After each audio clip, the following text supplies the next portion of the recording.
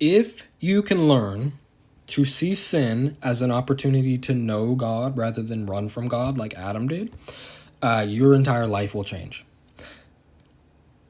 So, what does that mean? What does that look like? Well, we see in the garden, Adam sinned, right? He disobeyed, he ate from the tree, and then what was his reaction?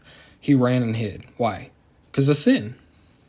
It was sin that caused him to do that. Sin twisted his perception of who God was and what God's intentions were, and that caused fear of punishment, right?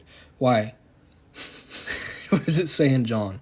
That perfect love casts out fear because fear has to do with punishment, right? And there is no love and fear, or there is no fear and love, my bad.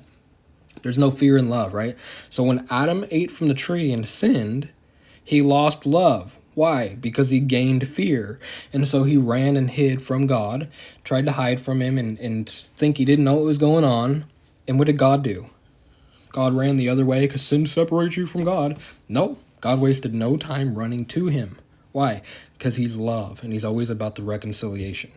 So sin causes you to pull away from God. It doesn't cause God to pull away from you. It causes God to pull towards you. It's in Romans 5:20. That the law came to increase sin, but where sin increased, grace abounded all the more. Hyper abounded. Hyper grace is in the Bible. So that's the rule. That's the law, right? As far as God's character goes, it's an unbreakable law. That the more sin there is, the more grace he pours out.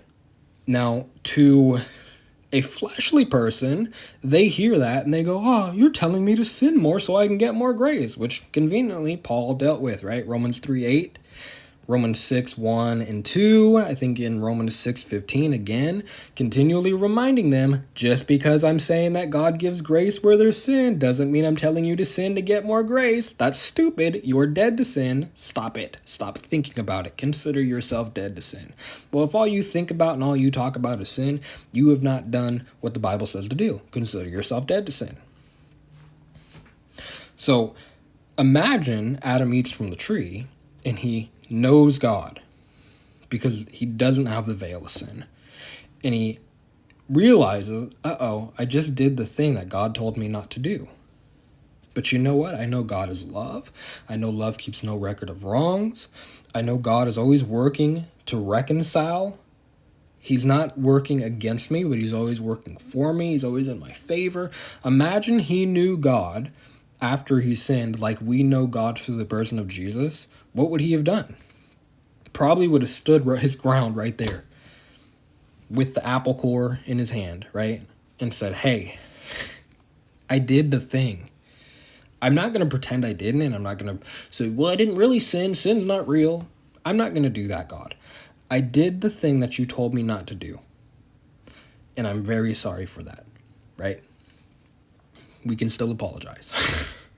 But I know your love. And I know love keeps no record of wrongs. And I know the nature of love is to forgive by default. I don't have to go kill a giraffe over here. I don't have to go do all this weird stuff. I know your nature is to forgive because that's who you are, apart from anything I do or don't do. So, I don't want this disobedience thing to come between us.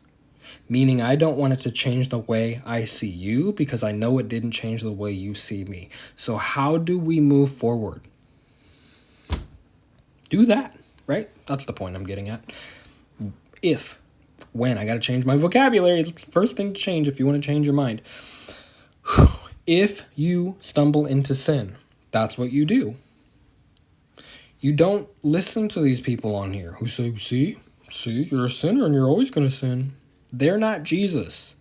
They're not even speaking the true words of Jesus. Jesus says you're clean. Jesus says you're holy. Jesus says you're the righteousness of God in him. Jesus says you're without blemish. Jesus says you're perfect. Jesus says you're free from sin. Jesus says you're dead to sin. Jesus says you're a partaker of his nature, and that the sinful nature has been crucified with him along with all of its passions and desires. Meaning what? That those sinful passions and desires that you sometimes think you have aren't yours. How do you know?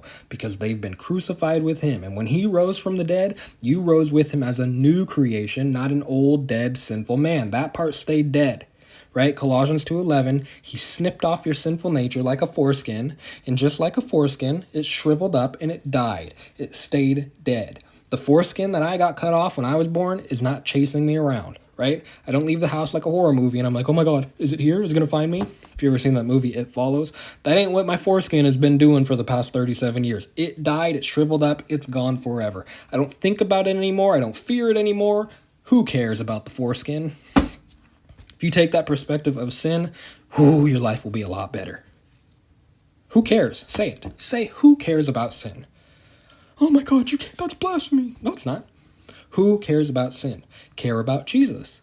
So if you stumble into sin, sin is not a bigger deal than Jesus.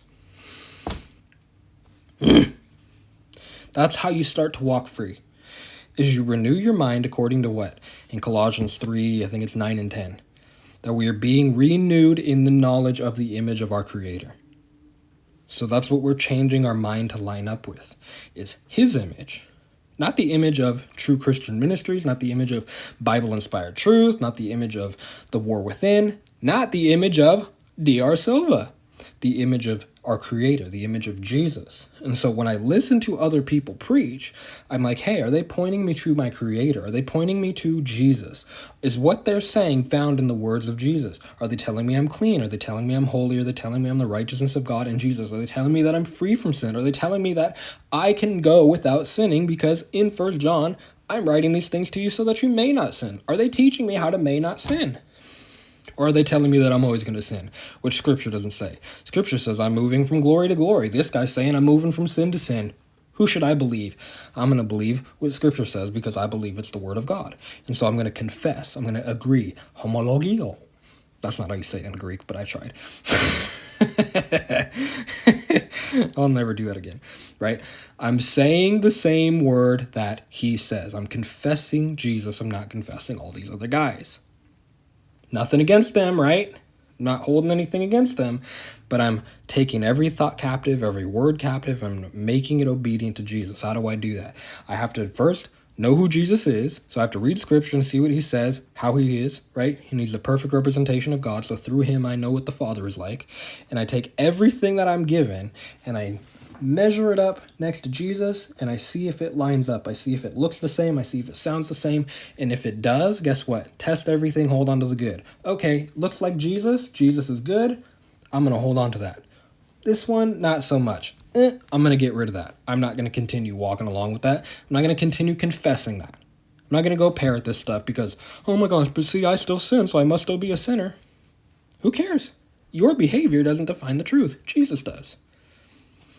Right? The old is a shadow of things to come. The reality is found in Christ. So anything that don't look like him ain't reality. Right? People tell me that. You're denying reality. No, I'm not. I faced it. I see it. I look at it. It's a person. It's Jesus. So anything that I stumble into that doesn't look like him, I go, well, that's a lie.